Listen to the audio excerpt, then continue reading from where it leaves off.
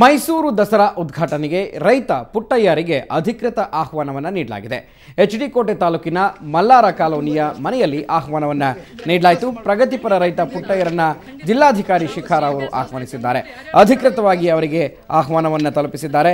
So ಇದು ಈ ಬಾರಿಯ ವಿಜೃಂಭಣೆಯ ಮೈಸೂರಿನ ದಸರಾ ಉದ್ಘಾಟನೆಗೆ ಪ್ರಗತಿಪರ ರೈತರನ್ನು ಆಹ್ವಾನ ಮಾಡಿರುವಂಥದ್ದು ನೀವು ದೃಶ್ಯಗಳಲ್ಲಿ ನೋಡ್ತಾ ಇದ್ದೀರಾ. ಮೈಸೂರಿನ ಜಿಲ್ಲಾಧಿಕಾರಿ ಅವರ ಎಚ್.ಡಿ. ಕೋಟೆಯ ಮಲ್ಲಾರ ಕಾಲೋನಿಯ ಅವರ ಮನೆಗೆ ಹೋಗಿ ಅವರನ್ನು ವಿಶೇಷವಾಗಿ ಖುದ್ದಾಗಿ ಆಹ್ವಾನಿಸಿದ್ದಾರೆ.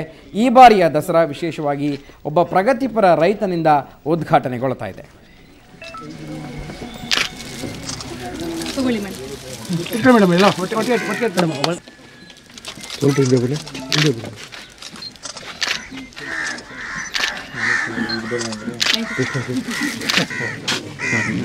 ಸರ್ ನಿಮ್ಮ ಮನೆಗೆ ಹೊಸ ಸೇರ್ಪಡೆ. ಎಸ್, ಪ್ರಗತಿಪರ ರೈತರ ಜೊತೆ ನಮ್ಮ ಪ್ರತಿನಿಧಿ ರವಿ ಪಾಂಡವಪುರ ಚಿಟ್ಚಾಟ್ ನಡೆಸಿದ್ದಾರೆ. ಬನ್ನಿ ಏನು ಮಾತನಾಡಿದ್ದಾರೆ ನೋಡೋಣ.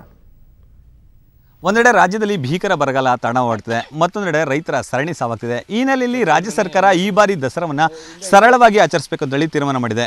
ಹೀಗಾಗಿ ಕೃಷಿಕ ಹಾಗೂ ಪ್ರಗತಿಪರ ರೈತರಾದಂತಹ ಪುಟ್ಟಯ್ಯ ಅವರಿಂದ ದಸರೆಯನ್ನು ಉದ್ಘಾಟಿಸಬೇಕು ಅಂತ ನಿರ್ಧಾರ ಮಾಡಿದೆ. ಹೀಗಾಗಿ ನಮ್ಮ ಜೊತೆ ಪುಟ್ಟಯ್ಯರವರು ಈಗ ನಮ್ಮ ಜೊತೆ ಇದ್ದಾರೆ. ಅವ್ರನ್ನ ಕೇಳೋಣ. ಈ ಬಾರಿ ದಸರಾ ಉದ್ಘಾಟನೆ ಉತ್ಸುಕದಲ್ಲಿದ್ದಾರೆ. ಅವ್ರನ್ನ ಕೇಳೋಣ.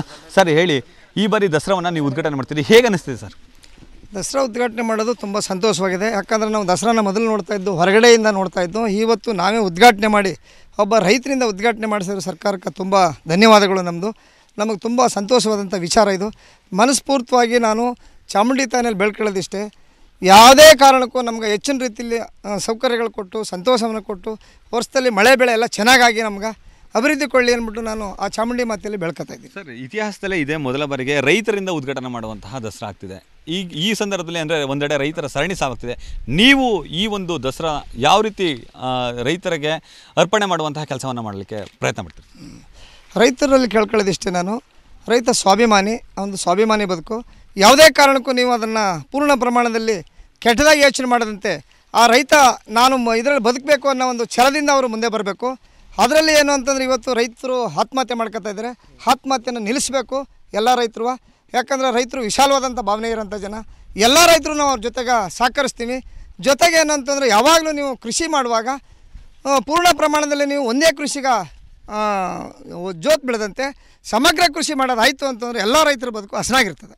ಎಚ್.ಡಿ. ಕೋಟೆ ತಾಲೂಕು ಮಲ್ಲಾರ ಕಾಲೋನಿಯಿಂದ ಕ್ಯಾಮ್ರಾ ಪರ್ಸನ್ ಪ್ರಮೋದ್ ಜೊತೆ ರವಿ ಪಾಂಡವಪುರ, ಸುವರ್ಣ ನ್ಯೂಸ್ 24/7.